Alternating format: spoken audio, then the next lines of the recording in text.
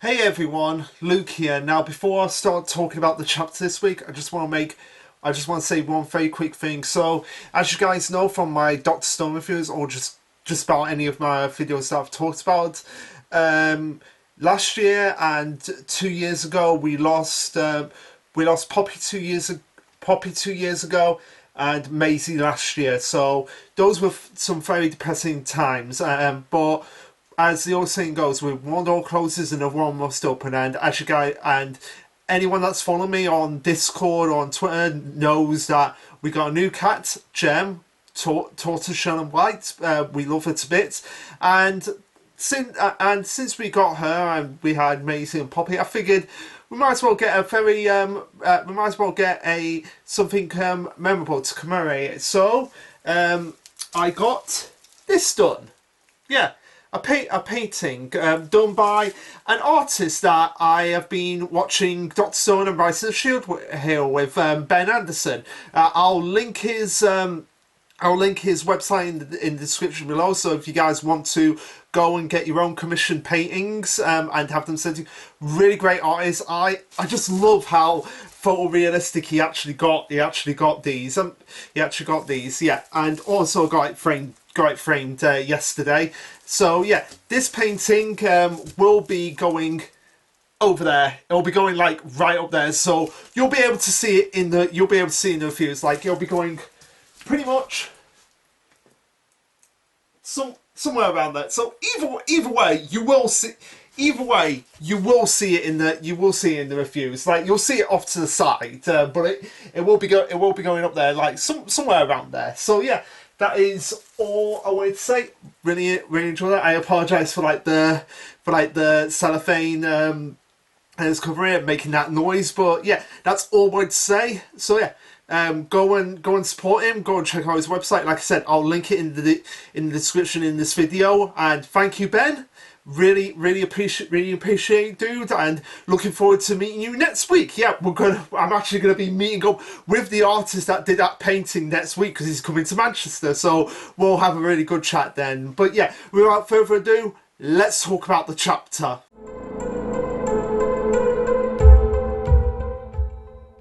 Okay, so this will be chapter 226, titled the Yozakura entrapment net. So yeah, 226, which means we are ever so slightly close for Mission Yozakura overtaking Dr. Stone. It's kind of interesting how this has come to be. Dr. Stone took over Promised Neverland.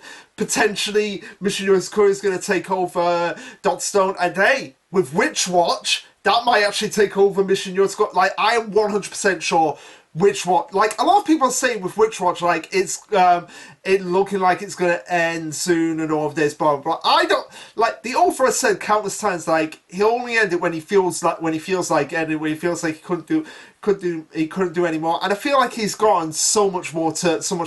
Still waiting for Nemu to get in the house, though. Like, I know, Pie Jams, as soon as it was going to mention Witch Watch, I know you were probably thinking, like, is Luke going to mention Nemu in the house? Like, I'm honestly serious, guys. Like, I mean, obviously with Yozakura ended, but even before Yozakura ends, I've said this before, if Nemu gets in the house, I am reviewing that chapter.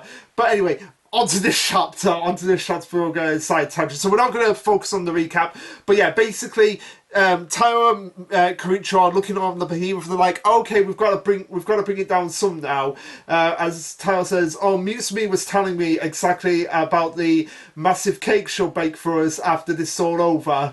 And Karicho's just like, yeah, Tayo's just doing like that. Yeah, Karicho, if you help me here, there will be cake. And Karicho's like, yeah, you better not be lying to me, Tayo. I know this meme. Inside and out. So the cake better not be a lie. But Karicho being Karicho, as soon as Tayo mentions that, oh yeah, Mutsumi has said this. It's like, well, why didn't you say so? Of course, we'll get into it as he uses a new technique called Yomi. It's quite different from Naruto, like the snake-like figure. This is more like, I would say it's more like scorpion-like, because you've got like the legs coming out and like the little stinger. So I'd say this is more like a Scorpion manipulation of his blooming that he's got going on, as he uses it to shoot it right up to the behemoth and able to grab it on. And Tao is just like, so it's basically like, okay, I'm gonna shoot up Yomi, Tao, you're gonna have to grab onto it. So that's what they do. And Asa is watching all of this unfold and just being,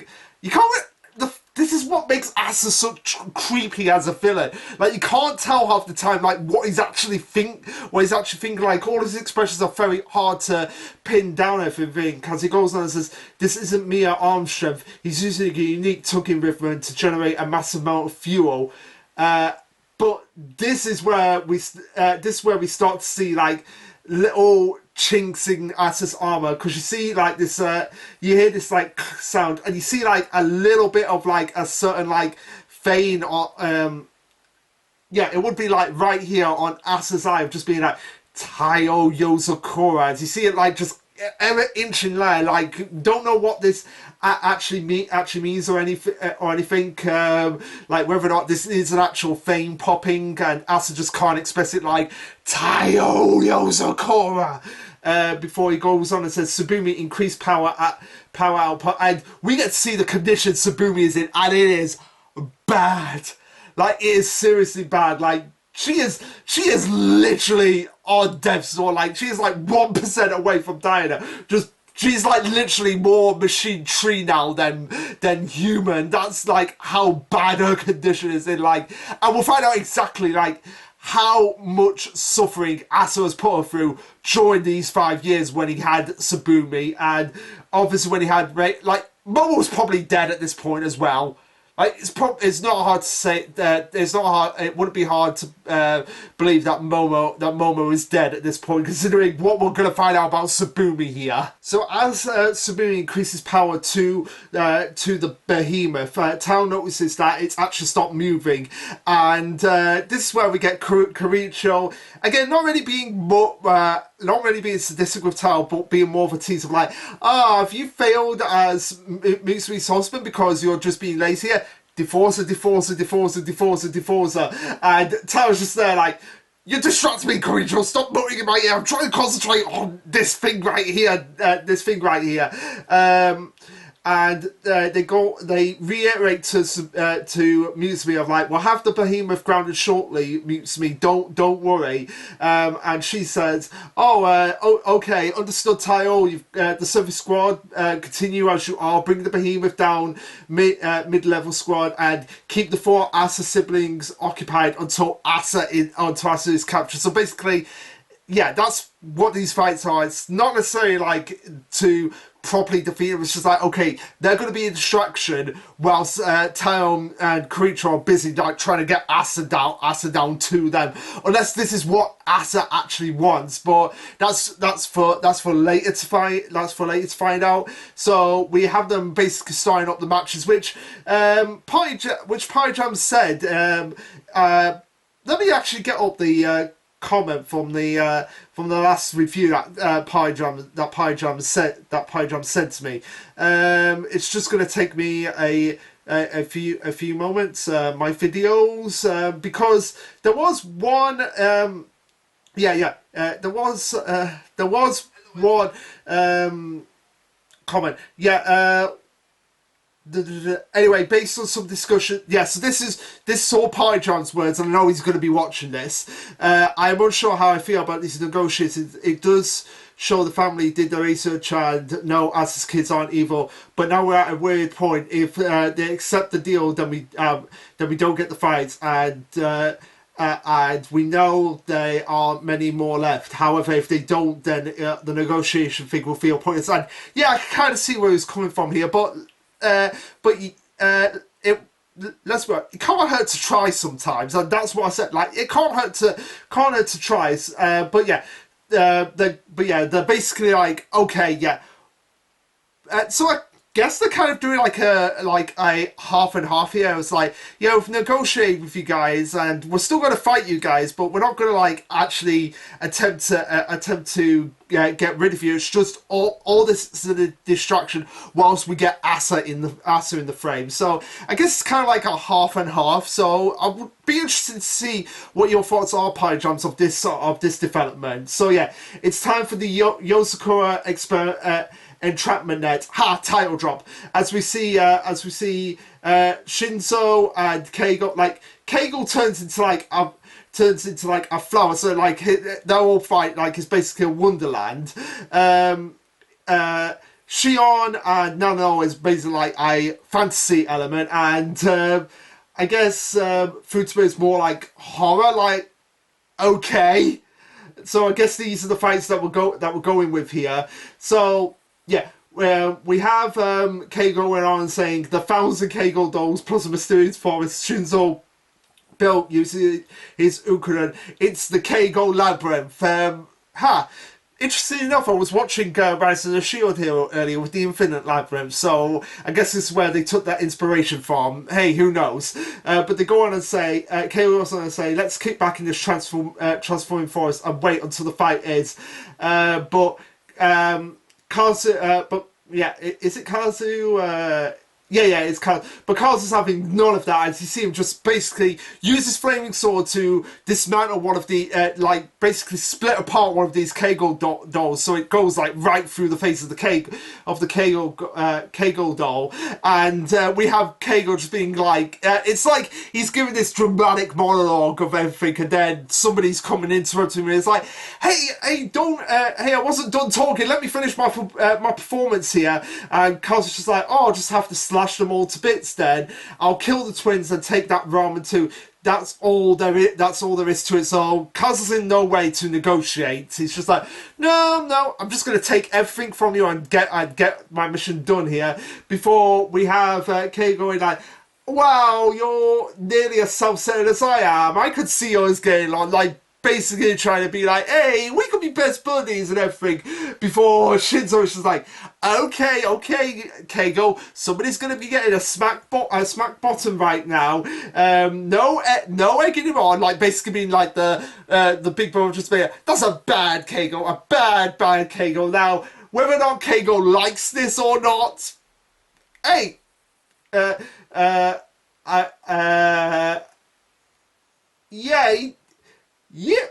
oh yeah, he actually does like it. Like, I've just seen the yip with the heart shape, so yeah, I guess he does like this. Okay, but the thing that Shinzo is more complaining about is like, why do I have to be in the bunny costume? And Keigo is just like, oh, it was between that, a squirrel one, and a flying squirrel one. So squirrel, flying squirrel, bunny costume. Okay, I guess we're going on with that. So we cut over to the fantasy world, Shion's world, as we have Yo going like, just being all in awe, just being, oh, this is quite magical.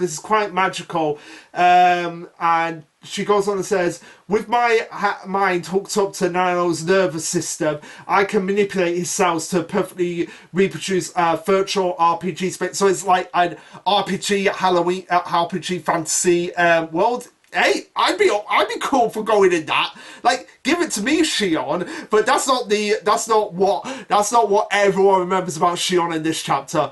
Oh no, there is something else coming up that Shion's going to be remembered for. So much fan art is going to come of it. Trust me. I've seen it, and I know a lot of people are going to be thinking like, oh, okay, there's a lot of fan art going to come from this. So as Shion is explaining all of this, and obviously trying to be scary and just be like, welcome to the world, is Shion. Think you can beat me? Yo, it's just there be like, oh my god, this is the most exciting thing ever. I can't believe I'm in this. And Shion's just there like, no, you're meant to be scared, yeah. Stop doing that. It's supposed to be threatening. Stop being impressed by the world of Shion. It kind of reminds me of the scene from Yu-Gi-Oh! Bridge where Yu-Gi-Oh! Bridge Bonds Beyond Time movie, where Paradox was trying to make the Malefic world, or Sim world, as it's called in Japan, really threatening, and everyone was just like, actually, this is quite nice here. And he was just like, stop being impressed by the monolithic world. That's just what it reminds me of. Reminds me of here. And I believe it's Yo or Nano says that. Now I can see how excitement would trump any fear. Which, yeah. That is pretty much a fact. Like, when you're excited about something, you don't, especially when you're a kid, because like in Digimon, this is perfectly example in Digimon where TK was just like in awe and wonder, whereas Joe, who was the more adult one and was therefore more feared, he was like scared of all these monsters running around. So it's perfect contrast between the little kid and the older kid, and it's the same thing. And it's the same thing here. Before we then cut over to Fruitsmith's Bar by saying, I create 104 text dolls. They are effectively extensions of my fist. Let our opinions clash hard enough, and maybe we'll come to an understanding. Let's talk with our fists. So again, giving a half and half here where they're going to negotiate but also going to fight at the same time. But as Nee is just looking at this, she's just like, please no. Before we cut over to Asa and the Behemoth by who is listening to all of this and going, altitude continues to increase. And he says, yeah, that's fine. Move on to the next stage. Before we cut over to Dr. Mozu in ours, we're all tied up and just being like, no matter how much they resist, the future cannot be changed. Sounds kind of noisy up there. Before we see a mysterious foot come into frame here. Oh, I wonder who this could be. There's either one of two choices here. This mysterious figure where Mozu is just grinning at them, and it's like, okay, it's either Ryu or Rin. You know, everyone remembers Rin, the eye patch lady. So it's either one of those two, or it could actually be Kai.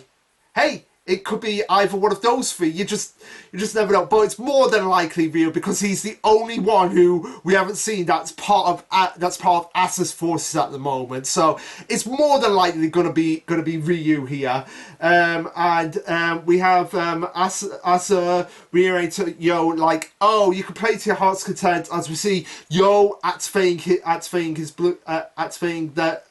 the blooming that they have, and it seems to be like a radio wave kind of blooming, where radio wave just spoots out of Yo, and it's, or it might be a sound wave. It might be a sound wave, sound wave blooming done with their minds. So it's like, you see it going, and then everyone's just clutching their heads here. It's like, my head's splitting, my devices are going haywire. So yeah, it's like, it seems to be like a sonic wave, sonic radio wave type of blooming that's going on here.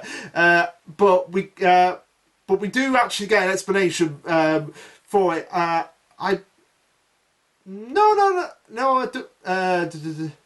Yo was okay. We don't necessarily get concrete about what it is, but I'm gonna just say it's sound wave. Like, that's the name of the blooming. So for now, before we have Asa going on and saying these four children. So we get like the explanation of where these four children actually came from. They were born from slivers of the ninth head's heart and one of Tsubumi's arms or legs each.